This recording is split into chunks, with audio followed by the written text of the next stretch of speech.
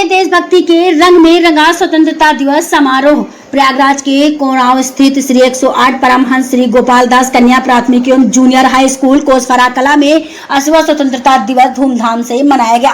कार्यक्रम में पूर्व नगर पंचायत कोणाव अध्यक्ष नरसिंह केसरी ने ध्वजारोहण कर समारोह की शुरुआत की।